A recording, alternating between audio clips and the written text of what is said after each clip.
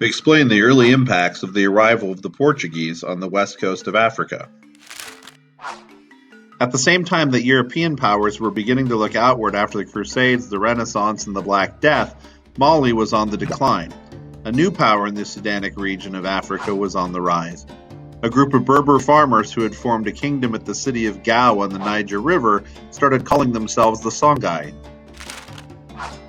Like other states in the region, the leadership of Songhai converted to Islam, while the people around them remained with animism and polytheism. The Songhai had been absorbed into Mali for a time until their eventual independence in the late 1300s. A charismatic leader named Sunni Ali tied Songhai into the gold trade, built up Gao into a major merchant center, then used a massive military to expand across the Sahel. Sunni Ali and later leaders like Muhammad Ture or Askia the Great expanded into the old trading networks of Mali and Ghana and the learning centers of Timbuktu and Djenné. Songhai stretched for 1,000 miles, becoming the largest empire in West Africa. Normally within the Islamic expansion empires, the faith of Islam dictated the rules and order of the governance that was to be had. However, in Songhai, the leadership dictated the rules of the bureaucracy and also what the faith of Islam should look like. Islamic clerics were often at odds with a ruling class who didn't separate men and women in the marketplace, let women go unveiled, and allowed paganism. The Songhai conquered the other ethnic groups in their region like the Hausa.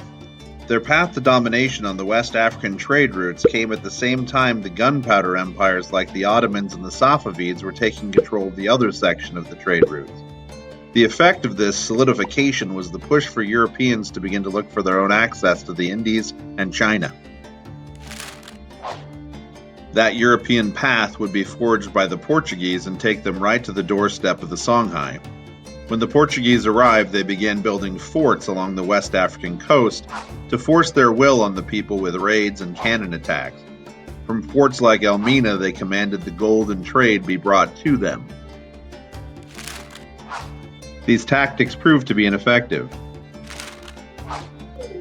When the Portuguese would attack, the people would retreat into the forests and the grasslands beyond the reach of the Portuguese cannons. The Portuguese realized the only way to continue to trade and resupply in Africa was to work with the ruling families, trading goods and supplying military aid, offering up slaves from other parts of Africa. The Portuguese then injected themselves into the Saharan trade routes. Then they took over the established trading cities on the east coast like Kilwa and Mombasa, so they could control the East African gold trade as well. They established colonies in Mozambique and Angola to protect their wealth.